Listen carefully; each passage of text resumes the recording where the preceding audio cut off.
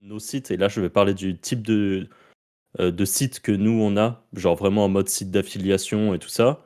En fait, ils ont quand même un pattern qui est énorme et qui fait que ce sont des anomalies.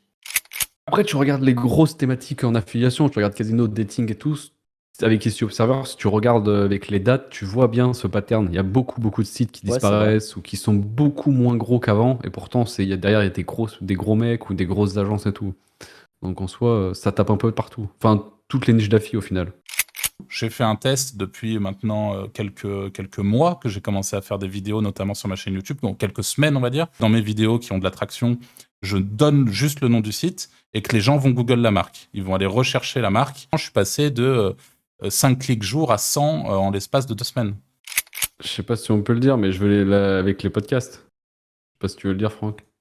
Oh bah vas-y, c'est toi qui a Et le pattern, hein. voilà, il dit tout. Ça y est.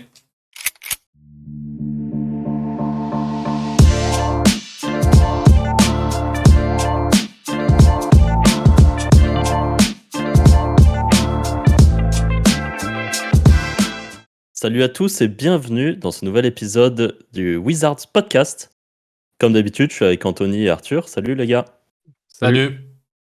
Alors, aujourd'hui, on va parler d'un sujet qu'on a évoqué plusieurs fois dans d'autres podcasts, qui est que on considère que des sites d'affiliation comme on a, enfin, ou en général que pas mal de sites, ont un cycle de vie de 4 ans à peu près. Donc, voilà, donc ce qu'on va voir un petit peu dans ce podcast, c'est on va réfléchir à comment survivre à ce cycle des 4 ans. Avant d'aller plus loin, petit CTA parce qu'on est des marketeurs, pensez à vous abonner à cette chaîne YouTube et vous retrouverez dans la description de la vidéo, en gros, on vous envoie des documents par email, 3 documents différents répartis sur 3 semaines. Le premier, c'est comment trouver, des niches un petit peu inédites. Le deuxième document, c'est un Zenoposter, pour, traquer vos backlinks que vous avez achetés, éviter de vous faire arnaquer et tout ça. Et le troisième document, c'est, Arthur, rappelle-moi, c'est génération d'images Non, IA, en gros, pour alors pour être tout à fait franc, je vais l'écrire après ce podcast, donc je l'ai pas encore, je m'en suis pas encore occupé, mais ça va traiter, oui, de comment, quand on est éditeur de site, générer des images de qualité avec Midjourney pour son édition de site. Voilà, 2-3 tips sur ça. OK. Donc voilà, donc ça, vous pouvez les recevoir par email. Il y a le lien qui est en description. Et si vous voulez discuter avec la communauté, je vous invite à rejoindre le Discord. Honnêtement, il y a pas mal de discussions, il y a pas mal de tips qui sont lâchés, dont des très très bons tips. Donc, je vous invite grandement à rejoindre le Discord et venir lire tout ça. Voilà. Et donc, on part sur notre sujet de comment survivre au cycle des 4 ans avant que nos sites se fassent dégommer. Je pense que le mieux, c'est déjà parce que peut-être que certains n'ont pas suivi tout, enfin c'est même sûr, tout le monde n'a pas suivi tous nos podcasts, c'est qu'on redéfinisse cette espèce de théorie qu'on a du fameux cycle des 4 ans. Il n'y a pas que nous, il y a Stéphane qui l'a dit aussi. Hein. Ouais, je sais, Madeleine. je sais bien. Je me demande s'il n'y a même pas, au-delà de Stéphane, je crois que j'ai entendu encore d'autres personnes en parler de cette espèce d'effet où en fait c'est quand vous montez aujourd'hui un site d'affiliation, vous avez cette espèce d'effet. Enfin nous en tout cas on l'a remarqué parce que ça fait maintenant ça fait plus de 10 ans qu'on fait du SEO. Et on s'est pris des tartes, on s'en est pris. On s'est pris pas mal de pénalités, de corrections, de sites qui du jour au lendemain se sont pété la gueule fortement. On a des épisodes à ce sujet d'ailleurs qu'on vous invite à aller voir. Et ce qu'on remarque c'est cette espèce de régularité dans le timing entre le moment où tu montes ton site, donc le moment où il commence à vraiment générer du chiffre d'affaires, donc il faut compter entre 8 mois et 1 an plus tard si vous travaillez bien sur votre site.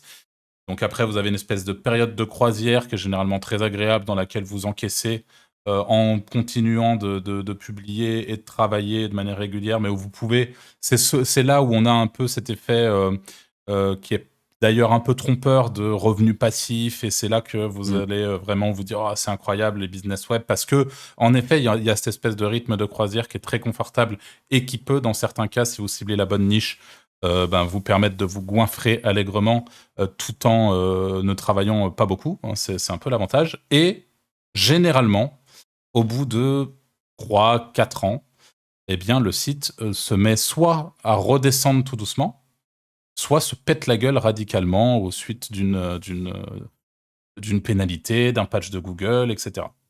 Et c'est vraiment quelque chose qui, en tout cas, dans notre cas, on est bien conscient que ça se trouve, vous avez le même site depuis 20 ans, et justement, peut-être que vous allez vous reconnaître dans les conseils qu'on va donner aujourd'hui, ou en tout cas dans ce qu'on va essayer, nous, de mettre en place de notre côté pour corriger ce problème et essayer d'avoir une stratégie à un peu plus long terme que 4 ans, quoi. Parce que c'est quand même assez frustrant.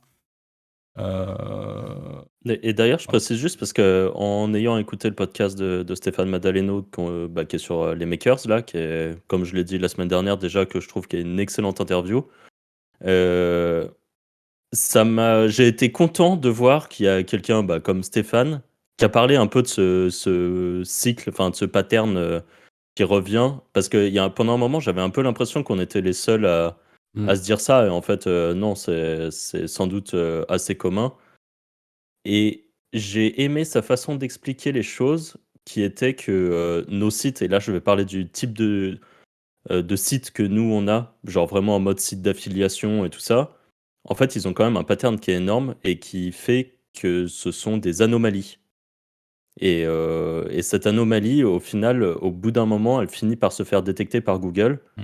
Et ces anomalies, enfin ce qui fait que ce site est une anomalie, est ce qui, je pense, fait que on rank pas. Et en fait, c'est des choses qu'on met pas en place en fait comme des vrais business. Et moi, je me suis noté toute une liste de trucs, mais si vous voulez commencer, et puis on discute de tout ça après. Ouais. Alors moi, juste avant de rentrer dans le vif du sujet, j'ai un dernier petit truc à ajouter. Mon père qui écoute nos podcasts s'est bien marré la dernière fois qu'on en a parlé, parce qu'en fait, vu de l'extérieur, nous, on a notre point de vue d'éditeur de site, lui qui est pas du tout éditeur de site, il m'a dit, bah ouais, c'est dommage, vous allez être obligé de faire de la qualité. Et en fait, la réalité, c'est que c'est ça. C'est que dans la grande majorité des cas, aujourd'hui, l'affiliation, n'importe qui peut s'inventer expert en matelas et se mettre à tester des matelas alors que t'es juste une chèvre pour tester un putain de matelas. Mais par contre, tu sais faire du SEO. Donc en fait, c'est ça le véritable problème, et je pense qu'on va en parler dans ce podcast, mais qu'on va arriver de plus en plus vers un domaine, une véritable expertise et un vrai truc derrière le site avec une vraie profondeur dans les analyses et pas juste un contenu qui a vocation à ranker sur un mot-clé X. Et en fait, ça revient brièvement pour tous ceux qui nous écoutent et qui ne sont pas du tout éditeurs de sites. Quand vous allez chercher à acheter les meilleures chaussures de running 2023, vous allez tomber sur 36 000 sites d'affiliation de merde avec des gens qui font rédiger leur contenu offshore et qui en fait vont absolument rien vous apporter au-delà du fait de mettre eux en avant la commission qui les avantage le plus chez le partenaire qui les avantage le plus. Et c'est ça le vrai problème de fond de notre métier aujourd'hui, c'est qu'on a été habitué à faire de la merde et qu'aujourd'hui il va falloir faire de la qualité. Et je pense que c'est le fond du problème. Donc maintenant on peut commencer à lister comment faire de la qualité. En fait, c'est juste que on est habitué, je pense, à faire du volume, et que faire de la qualité sur du volume, c'est complexe. Ouais. Alors que faire du volume, de trucs un peu cheap, ça passe quoi. Ça passe, et puis jusqu'à aujourd'hui, ça rapporte des sous. Donc c'est que ça fonctionne. Oui, bien sûr. Mais c'est à durée limitée, du coup, la plupart du temps. Encore une fois, nos exemples sont pas ceux de tout le monde, et ça se trouve, il y a des gens qui ont des sites Bien sûr. dégueulasses depuis 15 ans, tu vois. Après, tu regardes les grosses thématiques en affiliation, tu regardes Casino, Dating et tout, avec SEO Observer, si tu regardes avec les dates, tu vois bien ce pattern. Il y a beaucoup de sites qui Ouais, c'est disparaissent ou qui sont beaucoup moins gros qu'avant, et pourtant, derrière, il y a des gros mecs ou des grosses agences et tout. Donc en soi, ça tape un peu de partout. Enfin, toutes les niches d'affi au final. Ah, c'est Sauf vrai si, que comme là, tu parles du casino. Le casino, c'est vrai que c'est un assez bon exemple, parce que je trouve ça intéressant, moi, d'analyser le casino pour le SEO. En gros, les mecs qui sont dans le casino sont en général extrêmement bons dans le SEO, ont des techniques un petit peu avancées. Donc c'est toujours bien de les espionner, de voir comme ça fonctionne. Et c'est vrai que quand tu regardes le top 10 sur le sujet, en général, ça tourne, et ça tourne, ça tourne tourne tous les assez fort, en 3-4 fait. ans. Ouais, c'est Ouais. ça. Et par Surtout contre, que t'en as vraiment qui se font dégommer, quoi. Ouais, et c'est parce que c'est vraiment des thémas où les mecs lignent tellement fort que là, il y a vraiment les anomalies du fait que ça rank vite, et derrière, ça s'éteint, quoi. Parce qu'il y a rien Ouais, autour. oui, mais pour le coup, c'est une anomalie sans être une anomalie parce que sur cette SERP, en fait, c'est normal Ils que le font Link ait tous, ouais. peur. Ouais, c'est sûr. C'est des budgets à 20, 30, 40, 50 000, 100 000, enfin, Mmh. c'est vraiment ouais, du gros, gros volume. Et étonnamment, pour en avoir suivi qui était, extrêmement bon pendant des années, leurs sites sont loin d'être dégueux. En plus, ils font du super bon travail. C'est juste que Mmh. il doit y avoir quelque chose qui fait que ça tourne, quoi. Alors pour rebondir, pas forcément sur ce sujet précis, mais tu vois, tu parlais de dating, Anto. Bon, il fait pas que ça, mais moi j'ai un exemple et je pense qu'il faudrait pareil, je j'ai pas analysé, peut-être que vous, de votre côté, vous aurez l'info, mais j'ai pas l'impression que lui, ça fait 4 ans qu'il est là, bien au contraire. Mais typiquement un site comme PornDude, pour ceux qui Ah connaissent, ouais, ne ouais, serait-ce que de nom, lui, c'est un géant. Enfin, en tout cas, c'est comme ça que je vois ce site-là, cette marque-là et sans doute le mec qu'il y a derrière. C'est une énorme pointure de l'affiliation sur les cams, le dating, enfin tout ce que vous pouvez imaginer dans le monde de l'adulte. Et ce mec, il bouge pas quoi. Son site, il est intouchable. Là, il est en train de la fraîche langue, c'est déjà fait depuis longtemps d'ailleurs. Il est en train de le traduire de partout. Il est titanesque, il se positionne depuis un bail. Et à voir, parce que ça se trouve, je dis une grosse connerie, mais typiquement, moi là, on est exactement sur le modèle qui, à mon sens, n'a pas de raison de tomber ni de se faire pénaliser, tu vois. Alors peut-être que je me plante. Je sais pas ce que vous en pensez, vous, de votre côté. Ouais, je connais pas assez le truc. Je sais juste que lui, il se mettait vraiment sur toutes les nouvelles, thématiques, liées à l'adulte. Donc en gros, quand il y a la cam qui est apparue, je sais qu'il a fait des trucs de cam. Quand il y avait d'autres, Hmm. sujets, liés à l'adulte, il s'est mis dessus. En fait, il a toujours su un peu, se renou en tout cas, être à jour. Et je pense qu'elle est là, c'est une partie de la Ouais, puis il y a quand recette. même, il est quand même solide sur les réseaux sociaux et tout. Il a 200 000 Et, sur Twitter et tout. Enfin, c'est quand même un Et gros bonhomme, ben, hein. ouais. exactement. Il y a de ça, et en fait, il a un vrai branding. C'est-à-dire que, et je pense que ça, Ouais, voilà, on c'est va ça. en parler, mais c'est ultra important. Je peux parler d'un cas concret que je suis en train d'expérimenter en ce moment parce que je fais pas mal de tests sur la partie branding et signaux sociaux sur mon site Impactiem, qui est un peu mon focus en 2023. Et c'est assez intéressant de voir que j'en parlais d'ailleurs dans un des premiers podcasts où j'expliquais que Impactiem, c'est un domaine qui m'appartient depuis longtemps. À la base, c'était un forum. Aujourd'hui, j'en ai fait un blog et j'aimerais à terme en faire plus que ça. Et en fait, il était un peu au point mort. C'est-à-dire que vraiment, il vivotait, il faisait quelques clics, mais j'en avais parlé dans un podcast, je me disais, bon, ça fait chier, il n'a pas la puissance qu'il avait avant, parce que c'est un domaine qui faisait du trafic dans le passé, et ça m'emmerdait. Et en Ah, fait, juste, on pourrait même dire qu'on avait l'impression qu'il était malade, en fait, ouais, ouais, le site. c'est les termes qu'on avait utilisés avec notre fameux expérience des expirés, où tu as ce côté où certes le domaine a un passif, certes il a fait du trafic il n'y a pas si longtemps, mais quand toi tu le récupères, et pourtant là je suis légitime à le récupérer puisque je suis l'ancien propriétaire, donc je récupère un truc qui m'appartient, que je rethématise, je sais très bien quelle était la thématique initiale, et je me retrouve avec un site qui en effet, on a cette sensation qu'il est malade. Et en fait ce site-là, moi, depuis, bon, j'ai monté la chaîne YouTube autour du site. J'essaie d'en faire un truc un peu tourné média où il se passe pas mal de choses. Et surtout, j'ai fait un test depuis maintenant quelques mois que j'ai commencé à faire des vidéos, notamment sur ma chaîne YouTube, donc quelques semaines, on va dire, et où souvent j'en parle. C'est-à-dire que là, comme là, j'en parle, je dis Impactiem. Les gens, il y en a qui écoutent, ils connaissent pas. Et en fait, ils vont faire quoi? La seule info qu'ils ont, c'est Impactiem. Ils vont aller Google Impactiem. Et je pense que le fait d'aller chercher le nom de ma marque sur Google, c'est un signal insane.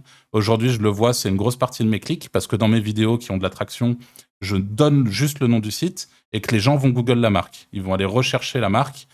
C'est un des signaux, à mon avis, qui fait que ça rend le projet. Alors après, encore une fois, on est encore sur quelque chose de très théorique que je suis en train d'expérimenter.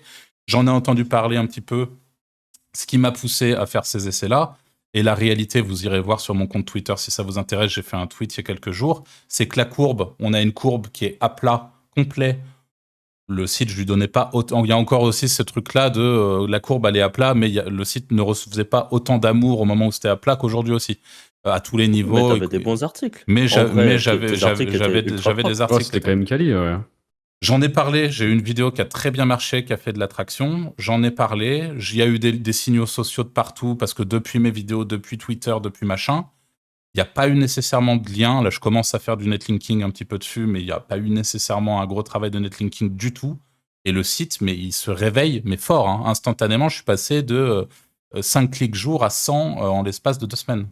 Donc c'est vraiment, ça va très vite, enfin pour du SEO bien sûr, parce que ça reste anecdotique pour un biz un peu plus traditionnel, c'est rien de dingo, mais en termes de SEO, ça va très très vite, et c'est marrant de voir que pour moi, il a été réveillé uniquement grâce au branding, uniquement grâce au fait qu'il y ait eu, en fait, encore une fois, de la qualité, en fait, je le revois comme ça, mais une espèce de qualité derrière le site qui fait que une audience, peu importe d'où elle vient, se dit mais de quoi ça parle et va voir ce qui se passe sur le site. Et c'est ça qui, juste à elle toute seule, en fait, a sans doute réveillé en tout cas le truc et débloqué quelque chose. Parce que pareil, en termes dans la SERP aujourd'hui, le site, je le traque et tous les mots-clés sur lesquels je cherche à me positionner depuis un moment, tout est vert, hein. Tous les jours, c'est tout vert, ça monte fort. Là, je netlink par-dessus, donc ça va continuer de monter.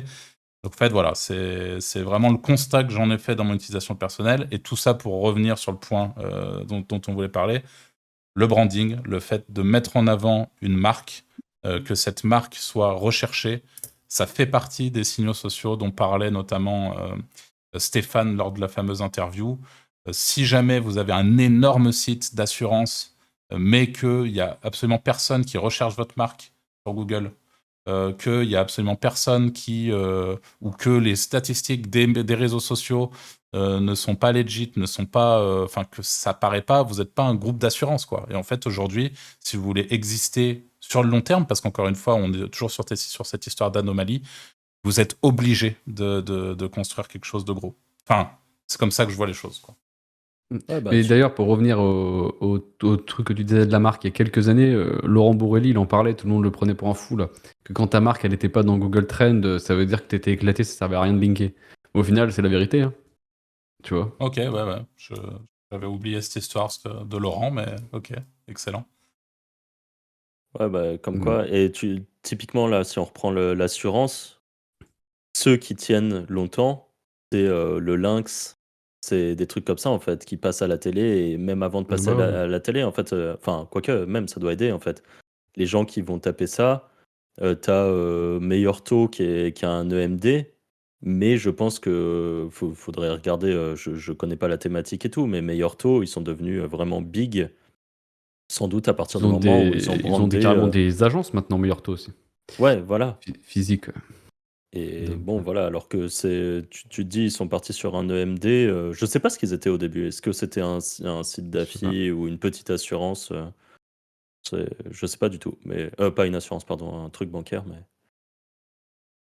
Mais voilà. Et en tout cas, en effet, les réseaux sociaux, au final, c'est un énorme pattern. Et c'est ne pas en avoir. C'est une erreur que moi, par exemple, j'ai beaucoup fait parce que ça m'emmerde tellement Hmm. Et d'aller. c'est pas simple. C'est-à-dire que toi, C'est pas simple en imagine, tu plus. montes un site de pêche demain. Ouais. Bah, je sais pas, tu vas aller faire une chaîne YouTube de pêche, tu t'y connais pas en pêche, t'es juste la niche, elle est rentable, tu vas faire quoi? Tu vas t'acheter une barque, tu vas aller pêcher tous les dimanches et faire un petit vlog le dimanche? Bah non, tu Ouais, vas pas non, le faire, mais et ouais, pourtant, c'est ce tu vas qu'il pas faut le que tu faire. fasses, en fait. Bah ouais, Tu vois, clairement. c'est ça le délire, c'est que c'est pas simple. Et en fait, on en revient au même problème, la qualité, c'est pas simple et c'est cher, tu vois. Donc c'est à chaque fois, si tu veux faire les choses bien, eh ben c'est plus compliqué, quoi. Ça tombe pas du ciel et Et d'ailleurs, quand on parle de réseaux sociaux, je pense qu'il faut aussi réfléchir au réseau social qui correspond à votre thématique. Genre, vous avez de la décoration, ne pas être sur Pinterest, c'est genre la pire idée que Hmm. vous pouvez avoir, je pense. Faut être conscient de l'endroit où est votre cible. Et d'ailleurs, même un Pinterest, je pense que ça peut convenir à tout le monde. Je pense aussi qu'il faut surfer sur les trends. Et en fait, par exemple, TikTok, sur lequel je me suis pas mis parce que je suis un méga boomer, c'est une erreur, je pense, de pas avoir essayé de faire quelque chose avec TikTok.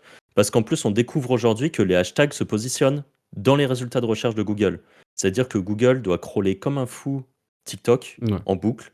C'est tellement partagé partout que ne pas être sur TikTok aujourd'hui, c'est sans doute une erreur. Et je pense qu'il faut réussir à suivre les trends de réseaux sociaux, enfin tout ce qui est réseau social. Si demain il y a un nouveau réseau social qui sort, heu, c'est sans doute dommage de pas tenter d'aller faire un truc dessus et de prendre l'ascendant sur sans doute la concurrence qui peut-être va se dire ouais, on ne sait pas si ça va marcher et tout, et qui va pas aller le faire. Facebook à l'époque, c'était normal d'être sur Facebook, c'est la norme quoi. Aujourd'hui, peut-être un peu moins, peut-être que c'est Instagram qui a pris le dessus. Je me rends pas compte, mais vraiment, c'est quelque chose qui est ultra important. Et Arthur, tu parles souvent de vidéos, mais je pense vraiment qu'avoir un YouTube, c'est broken. C'est que même si c'est juste pour faire des tutos sur vos produits, sur qu'importe le truc, mais c'est un produit de chez Google en fait. Ouais. Et c'est ouais, ouais, enfin, je ne peux que confirmer ce que tu es en train de dire. De toute façon, Après, je c'est sais pas pas quelque chose si, qu'on cache, hein, on en parle beaucoup. Ouais, ouais, Anto? je sais pas si on peut le dire, mais je vais là avec les podcasts. Je sais pas si tu veux le dire, Franck. Ah bah vas-y, c'est toi qui a la Et pattern, hein. voilà, il dit tout. Ça y est. Le type va être lâché. Non, mais avec les podcasts, on a remarqué que ça déclenche vachement le knowledge graph sur les marques. Donc pour Google, on devient une entité, quoi. Là, c'est quoi que tu utilises, Franck, déjà pour le faire? Au chat. Ocha, ouais, voilà. Et Et ça, là, c'est cheat code, ouais. tu marques Wizards Podcast, on a un knowledge graph et tout. Enfin, ce qui est vraiment Mm. stylé. Donc ouais, Donc c'est forcément, clairement, ça, je pense, ça peut aider, ça. ouais, ça a une très grosse force ça. Mm. Et d'ailleurs, bon, petit mot pour le podcast, même si aujourd'hui vous travaillez avec du client, si vous travaillez, si vous avez un produit à vendre, ce qui n'est pas notre cas d'ailleurs, hein, ironiquement, mais c'est ultra puissant. C'est-à-dire que pour construire son propre branding, c'est vraiment, si vous avez l'envie et le matériel, lancez-vous, parce que c'est vraiment fumé. Bah ouais, mais ça se comprend aussi. En fait, si tu fais un podcast, des vidéos sur YouTube ou quoi que ce soit, tu te démarques de 99% des gens qui n'osent pas le faire. Mm. C'est juste une histoire d'oser le faire ou pas, hein. Et bah, tu te démarques, tu vois, ça se voit avec ta chaîne Impact IM. Tu t'es démarqué, super vite, tu as eu des chaînes enfin, tu as eu des vidéos qui ont fait énormément de vues, Ouais. parce que et encore, c'est peut-être une thématique où il y avait de la concurrence, mais il y a pas tant de concurrence que ça. Ouais, c'est un peu particulier. En vrai, ça mériterait limite un podcast à part entière. Là, on parle vraiment de stratégie YouTube et sur YouTube, ben, moi, ça fait 3 ou 4 ans maintenant que je publie régulièrement sur YouTube, sur différentes chaînes, etc. Et je pense avoir bien compris l'algorithme. J'arrive pas toujours à en faire ce que j'en veux, mais je l'ai relativement bien compris. Et là, c'est vraiment un concours de circonstances qui a fait que j'ai posté la bonne vidéo au bon moment. Et Mmh. cette vidéo m'a carré super fort. Alors oui, j'avais les bonnes bases, j'avais sans doute des choses que les gens qui ont essayé de faire la même chose n'avaient pas, que ce soit en termes de matériel, d'élocution, de plein de choses qui m'ont permis d'arriver et d'avoir un retour très positif dès lors que j'ai été vu. Mais la problématique, c'est toujours la même, c'est combien de personnes vont te voir. Parce Mm. que, et pour faire ça, pour être vu de manière un peu massive, parce que cette vidéo a pas loin de 60 000 vues, sur une thématique qui touche le référencement web, c'est du délire. Alors, il y avait du chat GPT dedans, donc ce qui a beaucoup aidé. Mais ça m'a en effet permis d'avoir pas mal d'abonnés, quoi. Et en fait, pareil, sur ma chaîne gaming, sur laquelle j'étais actif il y a quelques années, il y avait des moments où c'était très plat en termes de gains d'abonnés. Il sortait un jeu, je savais qu'il y avait une opportunité momentanée sur le jeu, je me mettais à produire du contenu, et je savais pertinemment que mes vidéos allaient faire beaucoup plus de vues, que j'allais prendre beaucoup plus d'abonnés, et je prenais... ça m'arrivait de prendre 1000 abonnés tous les 3 jours, quoi, mais sur des périodes courtes. Et en fait, à ce moment-là, je me disais, putain, mais si j'avais cette période-là en continu, ça serait pas la même chose, quoi. Je pourrais vraiment... Donc voilà, c'est une thématique complexe, mais en effet, si encore une fois, ne sous-estimez pas YouTube et les réseaux sociaux.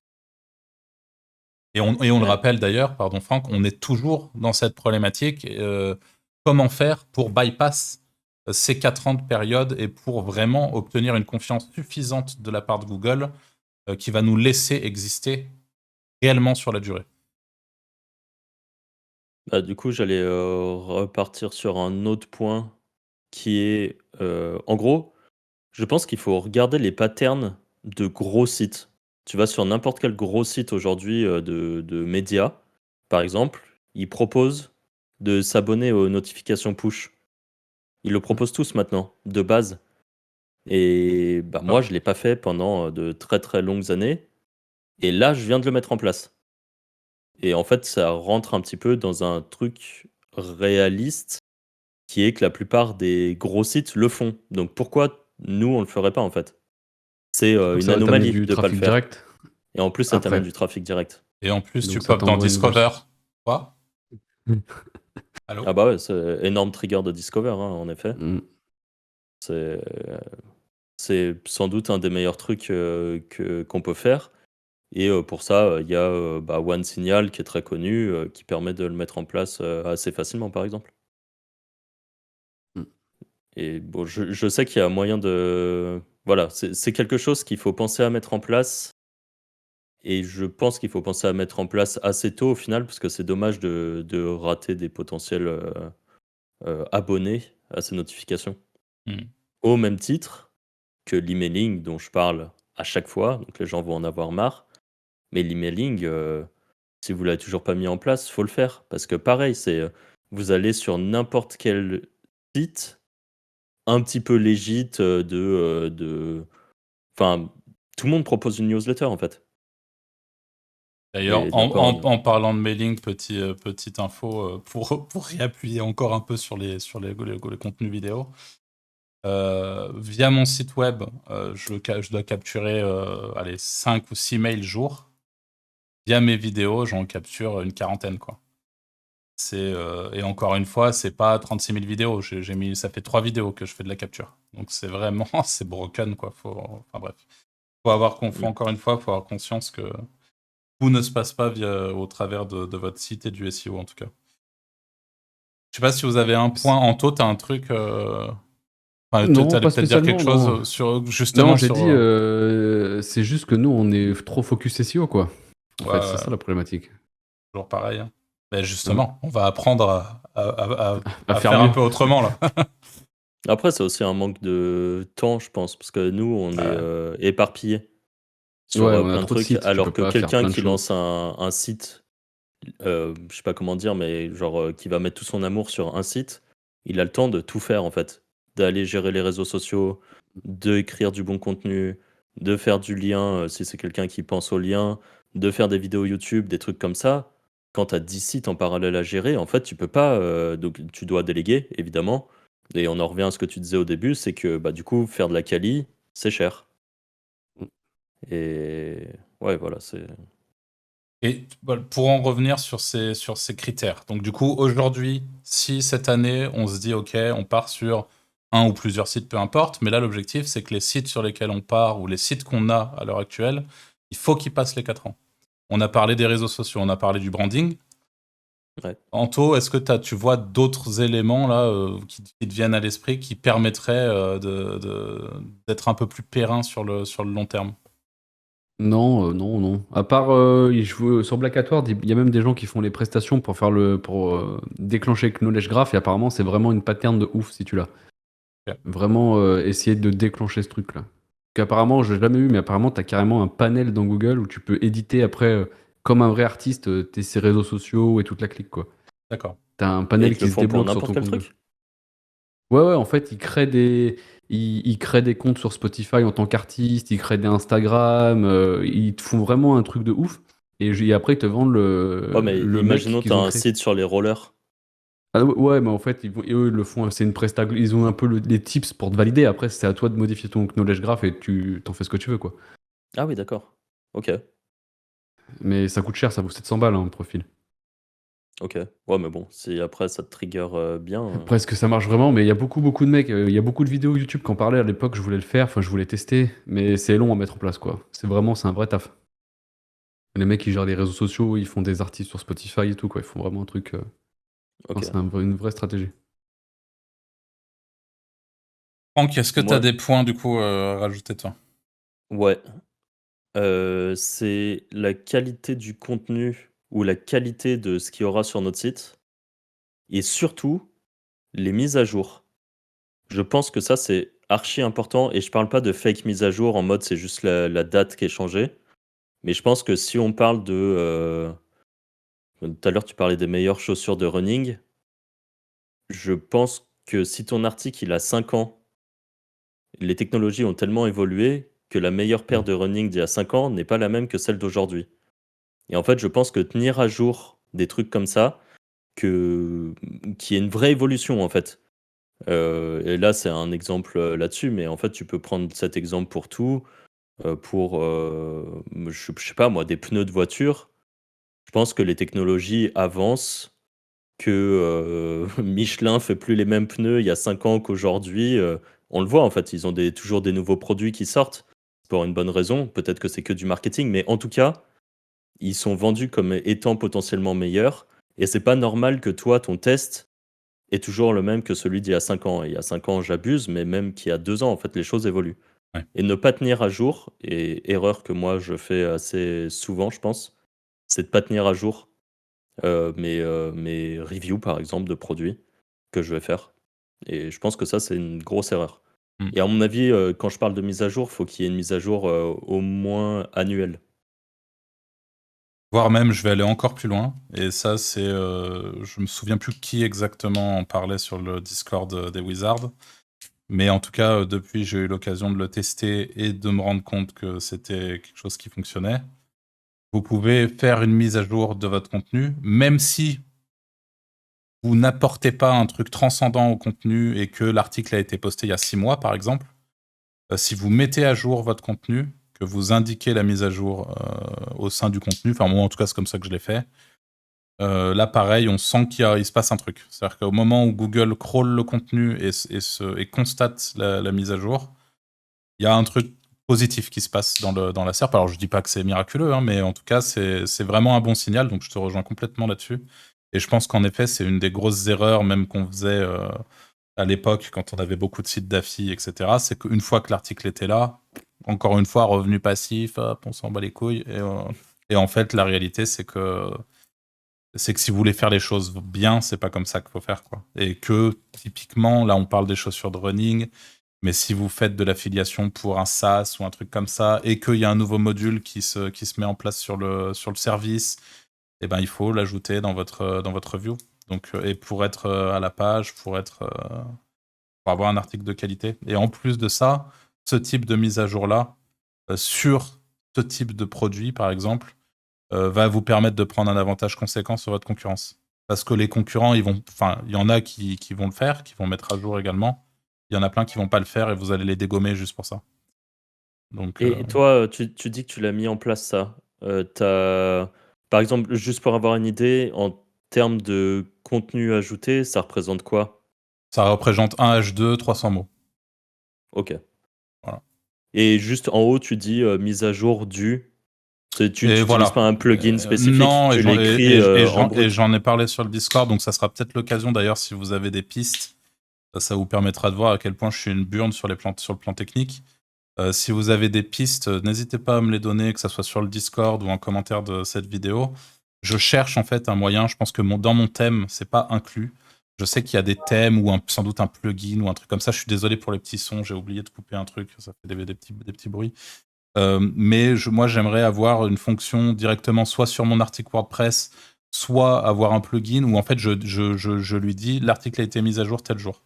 Là, actuellement, ce que je fais, c'est que je change carrément la date de l'article et je l'ai mise au jour où j'ai fait la modification, plus je rajoute tout en haut article mise à jour le avec la date.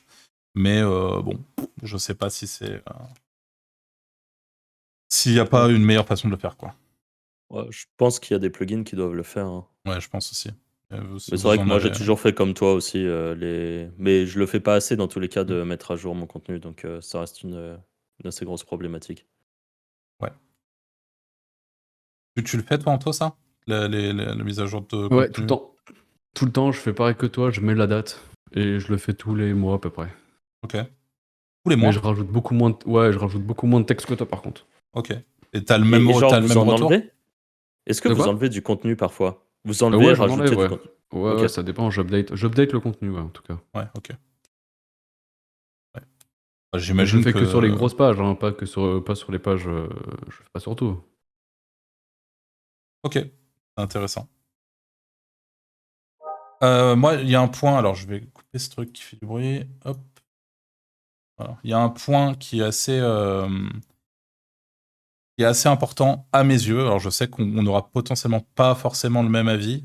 Franck, tu as régulièrement parlé du côté MVP de tes sites, le fait que tu travailles vraiment sur une base et que tu es un peu moins attaché au branding, je dirais, ou en tout cas à l'aspect joli de ton site. Enfin, je sais pas, au design, quoi. Enfin, je sais pas trop Pas comment très dire. gentil dit comme ça. Mais non, t'inquiète pas. Ils sont super tes sites. Et en fait, moi, il y a un truc là, et c'est un peu là-dessus que je vais sans doute me focus. Big up à Clément d'ailleurs, parce que c'est suite à une conversation avec lui que j'ai vraiment décidé de sauter le pas là-dessus. C'est là, typiquement, moi j'ai décidé de rester sur WordPress. Que pareil, si vous suivez le podcast, vous le savez, ici on a un détracteur officiel. Quelqu'un qui n'aime pas WordPress, même s'il l'utilise un peu. Non, mais on plaisante, mais en tout cas, on émet pas mal de problématiques par rapport à la vitesse des sites qui utilisent WordPress, notamment Elementor, etc. Même s'il y a moyen de faire de très belles choses, même avec Elementor. Et là, aujourd'hui, ce que j'essaye de mettre en place, c'est je vais faire développer un thème custom pour mon site, avec vraiment optimisé pour que ça soit donc optimisé pour les performances, mais aussi optimisé pour la construction de ma page pour la conversion. Voilà, c'est les deux axes que j'ai envie de travailler. Et donc ça, pareil, ça nécessite forcément un petit billet, etc. Mais moi, je suis persuadé qu'avoir une bonne UX, en fait, ça fait partie du package qui fait qu'un site va vraiment tenir sur le long terme s'il est dans une coquille qui est à la fois efficace et à la fois unique. C'est-à-dire que mon thème, personne ne l'a. Il n'y a pas marqué dans le code source, ce thème, enfin tu vois, c'est pas le thème Forest que 37 milliards de personnes ont acheté, même si tu la custom de différentes manières.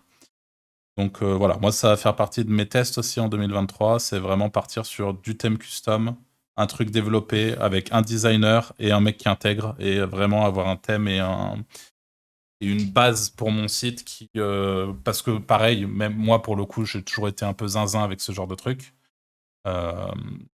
Mais moi, j'ai toujours été très attaché à mes sites. Et typiquement, on parlait d'Impactium tout à l'heure. Là, actuellement, il me fout la gerbe. Je l'aime pas du tout. Il me fait chier. J'ai qu'une envie, c'est de le changer. Donc là, ça va être le projet. Ça va être justement de bosser sur une version différente et qui soit cool, quoi, pour continuer d'avancer sur ce truc-là. Et après, du coup, le thème custom, tu parles là dans ce cas précis, donc ça sera un thème custom pour un site déjà existant. Donc une refonte, quoi. Ouais. Parce que, ah ok, moi je pensais que tu disais que c'était pour des nouveaux sites et qu'en gros tu avais un thème custom. Parce que ça, pour le coup, je trouve qu'avoir un nouveau thème custom, c'est pas trop difficile sur un nouveau site. Alors que réussir à bien réintégrer un site déjà Ah, existant, ça, c'est chaud. Hein. ouais, c'est un peu plus complexe. Surtout si tu commences à changer l'architecture, là, ça commence à être un enfer. Ouais. Bah, en fait, là, mon site, il est pas encore très gros. Donc c'est pour ça que je veux le faire Ouais. maintenant, Ouais. quitte à ce que ça soit la merde. Mais il est hors de question que je reste sur les bases que j'ai aujourd'hui, quoi. C'est pas chier. Ouais.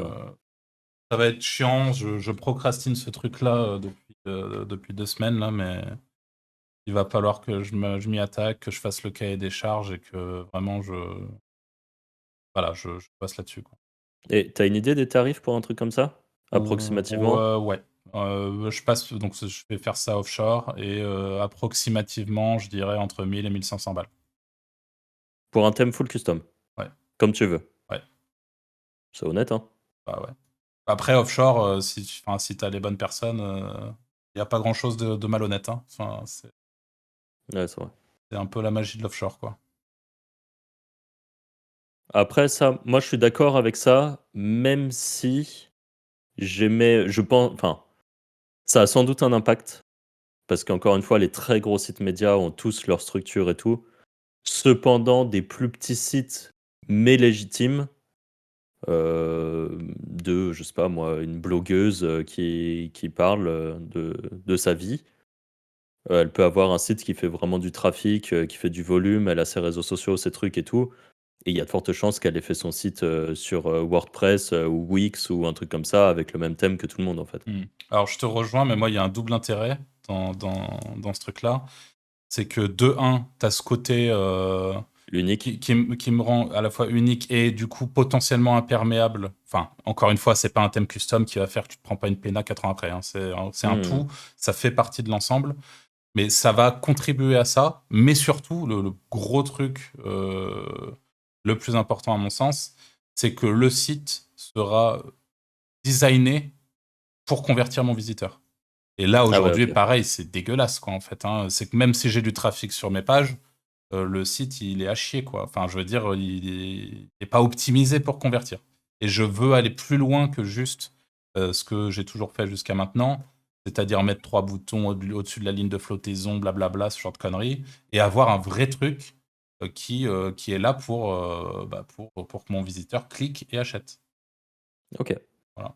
Ça, c'est vraiment le gros focus, quoi. C'est ça le vrai intérêt. Mais je l'englobe quand même dans le reste parce que ça va. Parce que c'est important sur le global, je pense. Ça fait partie du. Ouais. Et du coup, encore une fois, cette histoire de rapidité. Là où j'ai vraiment cette sensation-là, alors peut-être que juste je me réveille, mais plus que jamais aujourd'hui, si vous voulez être indexé, si vous voulez exister, si vous voulez, si vous voulez être présent en SEO quelque part, faut que votre site, ça soit une fusée, quoi. Vous avez plus d'options. Ouais. Il Il faut que la technique soit y parfaite. a plus d'autres choix, en fait. Voilà. Ouais.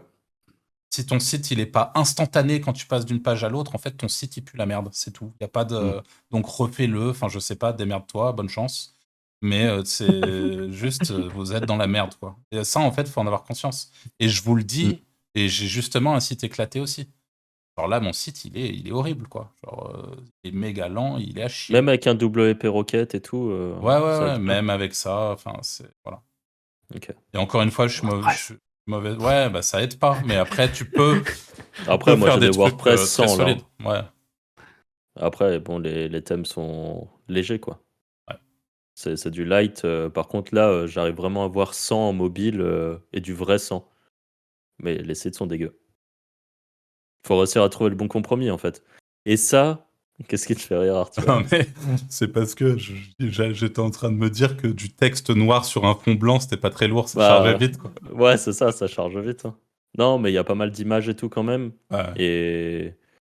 Mais j'avais pris... en fait, j'ai suivi une formation qui t'explique ça et qui te dit, bah, changez votre thème. Si vous avez Elementor, enlevez Elementor. Ok, merci. Ouais. À côté de ça, il y a des sites sur des niches ultra concurrentielles qui ont du mobile à 70. Ça les empêche pas de ranker partout. Clairement, c'est sûr. Parce En fait, qu'ils ont je d'autres pense trucs à qu'il côté, faut... quoi. Ouais, c'est ça. Je pense qu'il faut tout prendre un peu avec des pincettes, ce genre de truc. C'est un plus. En gros, dans tous les points positifs qu'il faut réussir à avoir pour essayer de tenir, si tu as des pages ultra rapides, c'est sûr que c'est un gros plus. Dans tous les cas, on le sait, c'est un plus pour la conversion, c'est un plus pour beaucoup de choses. Mais je pense qu'il y a des exceptions où c'est pas ça qui les empêche de ranker, en tout cas. Par contre, il y a un truc qui est sûr, c'est que si votre site est rapide, vous avez beaucoup plus de crawl de Google. Et ça se voit très Ça, c'est bien sûr. dans la Search Console. On peut voir le taux de visite. Et dès que tu améliores la vitesse, tu vois que le bot vient beaucoup plus souvent. Donc bon, on sait que ça a un impact quand même.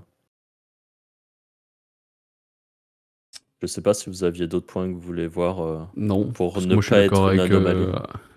je suis d'accord avec Arthur ce qu'il disait là sur la fin. Le début, t'es pas d'accord du coup, Anto? Non, mais pour moi ça devient hyper. Pour moi la base maintenant c'est vraiment avoir une technique parfaite en vrai. C'est vraiment la base de la base. Ouais.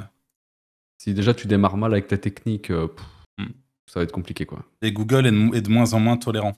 C'est-à-dire qu'encore une Ouais, fois, c'est ça, en on fait. n'arrête pas d'en parler, mais il y a en 2014, quand on a mis les pieds dans le web pour de vrai, Google était tolérant. On pouvait sortir un site, on pouvait ne pas avoir un contenu irréprochable, on pouvait avoir un site qui est un peu lent. Enfin, il y avait plus de tolérance de la part de Google aujourd'hui, c'est vraiment moins le cas, quoi.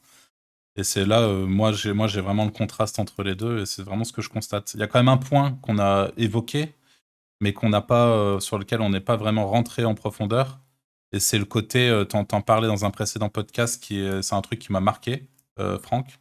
C'est le mec qui fait par exemple son test sur son site d'affiliation pour des couteaux. Et le type, il met des vidéos sur son site où il tape avec son couteau dans un caillou, tu vois. Genre pour montrer, après il va essayer de le tordre, enfin tu vois. Et là, on rentre dans ce qu'on appelle les EAT. Anto, est-ce que tu peux expliquer ce que c'est que les EAT? Que moi, Non. Moi, je pense. même dans les grandes lignes. Genre, tu veux expliquer, Franck? Vas-y, Franck, parce que j'arrive jamais à le dire, ce truc. Non, Bah, mais en gros, sans Tu sois un le expert sur définir, ta mais... thématique, quoi. Ouais, voilà. Voilà. C'est tout. c'est quoi, t'as dit? Que tu sois un expert sur ta thématique. Reconnu en Ouais. tant qu'expert. sur- Et je pense qu'une erreur que beaucoup de gens ont fait, après, c'est pas une erreur à proprement parler, mais c'est les gens pensaient que c'était, je sais pas moi, t'es expert en couteau, bah t'es censé avoir un diplôme de forgeron et le marquer sur LinkedIn. Je pense pas que ça soit vrai en fait. Je pense que l'expertise vient, encore une fois, de est-ce que sur YouTube t'es un expert de ton couteau, justement tu fais des vidéos sur les couteaux. En fait, tu peux juste être un passionné et Ah pas ouais, quelqu'un clairement. qui vient du métier. Et en fait, il y a beaucoup de gens qui ont considéré que les EAT, c'était ah, si t'as pas le diplôme et que tu peux pas le prouver sur LinkedIn, tu t'as pas ta chance. C'est complètement faux. Tu t'as pas besoin d'être diplômé maître nageur pour faire des comparateurs sur les lunettes de piscine, quoi. Tu peux juste être un nageur qui prouve que tu es un nageur. Et prouver que tu es un nageur, ça peut être et les réseaux sociaux et tout simplement du bon contenu. Mais un volume de contenu conséquent qui prouve ton expertise. Et c'est juste ça, je pense. Il y a peut-être des Ouais, mais c'est ça. thématiques qui sont particulières. Peut-être que la santé, faut réussir peut-être à Ouais, santé, prouver. monnaie, enfin, Mock Money, Ouais, mais ce Make truc-là, Money, pourquoi c'est pas. encore à prendre avec Ouais, des Mock Money pincettes encore, ouais. aussi, hein. Ouais, c'est vrai. Parce que concrètement, tu as des. Enfin, t'as pas besoin d'être gestionnaire de patrimoine pour avoir des connaissances intéressantes sur la gestion de l'argent. Bah, on finance un site qui est intéressant. D'ailleurs, il y en a qui veulent aller le voir. C'est finance-hero.fr. Je sais pas si vous l'avez déjà vu, vous. Ça me dit rien. Ça me dit rien. Ça fait pas très longtemps qu'il est arrivé. Ça doit faire 2 ans, tu vois. Mais il est partout. Mais vraiment partout, le mec. Ok. Il fait 500 000 de traf sur des comparatifs, genre Avis, eToro et tout. Enfin, c'est stratosphérique. Et il y a tout ce qu'on dit là, bah, il le fait, en fait. Ok. Et en plus de ça, t'en parles dans le podcast et des gens vont le taper. On améliore son branding Il petit va à petit. monter. Mais c'est assez ouf, ouais. Après, c'est une grosse boîte derrière, hein. Ouais. Mais c'est intéressant de regarder ce qu'ils font. Et d'ailleurs, c'est marrant que tu parles de grosses boîtes derrière, parce qu'en fait, la réalité aussi de ce dont on est en train de parler, c'est que, bah, encore une fois, ça prend du temps, du travail, de l'argent, et que, en fait, tout ça se professionnalise aussi beaucoup. Et que ça va être... Alors, ça va pas être impossible du tout de faire les choses sans avoir une boîte derrière. Enfin, quand je dis boîte, c'est avoir plusieurs personnes qui travaillent à plein temps sur ce projet-là. C'est bien sûr que c'est pas ce que je suis en train de dire. Mais il va quand même... les choses se professionnalisent. C'est sans doute que ça va être plus compliqué pour Jean-Michel, qui en parallèle de son CDI, va travailler sur son site 30 minutes tous les soirs, avant de donner le bain à ses enfants, par exemple. Enfin, tu vois, voilà, ce genre de cas-là, ça va peut-être être plus complexe. Après, encore une fois, ça dépend sans doute des niches, ça dépend de pas mal de choses. Mais globalement, ça se professionnalise. Ouais, en effet. J'avais une question pour toi, Anto, par rapport au... On le sait, toi, tu es un adepte de l'automatisation, tu es un adepte de tout ce qui est un peu plus local aussi dans le SEO. Est-ce que tu penses, parce que là on a beaucoup parlé de AT, on a aussi globalement pas mal parlé de sites, de sites de niche assez généralistes et qui n'intègrent pas de problématiques locales. Est-ce que tu penses que pour le local, c'est pareil, il y a un changement dans la Non. manière d'opérer, ou justement Non. c'est laissé de côté? C'est laissé de côté, c'est pas du tout les mêmes filtres. Comme toutes les thématiques sur Google où il n'y a pas d'AdWords, hein. Toutes les thématiques où il n'y a pas d'AdWords, c'est free. Enfin, il n'y a pas toutes ces problématiques-là, en fait. Comme si ça intéresse pas Google parce qu'ils gagnent pas d'argent, tu vois, et donc ils mettent pas les filtres, mais en vrai... Ok. Sauf, bien sûr, géolocal, si tu fais du local sur serrurier et tout, mais si tu fais du local sur des petits trucs, non, c'est vraiment... c'est pas du tout les mêmes types de filtres. C'est comme Google à l'étranger, quoi. C'est à peu près la même chose. C'est Ok. vraiment des choses différentes.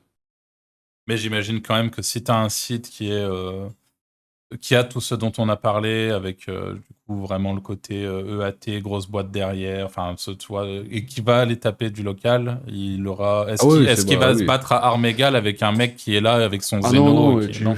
non, tu passeras devant, c'est sûr. Ok. C'est juste que personne le fait. Il y avait, je sais plus le nom de la boîte, il y a une grosse boîte qui je crois que c'est sur le ménage, et ça fait pas très longtemps qu'ils sont arrivés. Sur tout ce qui est femme de ménage plus ville, ils ont pris toutes les positions. Mais ils sont arrivés avec un peu ce truc-là, quoi. Ok, Wikasa.fr, le site. Je viens de le taper. d'accord. Intéressant. Mm. Bon, est-ce que vous pensez qu'on a vu, du coup, Franck, t'avais noté d'autres trucs? Non, c'était tout. C'était tout. Je m'étais noté en petit truc, mais c'était en même temps que l'email, c'était parler aussi des SMS. Ouais. Mais c'est pas pour tout le monde, mais bon, je pense que c'est un truc à creuser aussi. Du trafic qui arrive via mobile. La très grosse majorité des gens ont un.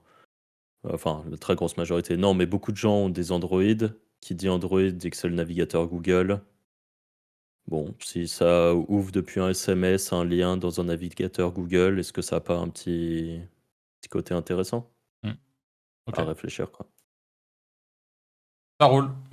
Bon, bah écoutez, merci en tout cas de nous avoir écoutés jusqu'ici. On vous rappelle, n'oubliez pas de vous abonner à cette chaîne YouTube, de nous rejoindre également. On est plus de 400 sur le Discord des Wizards. On a des discussions super intéressantes, donc ne loupez pas ça. C'est complètement gratuit. Et on vous dit tout simplement à la semaine prochaine pour un nouvel épisode. Salut! Ciao, ciao. Salut!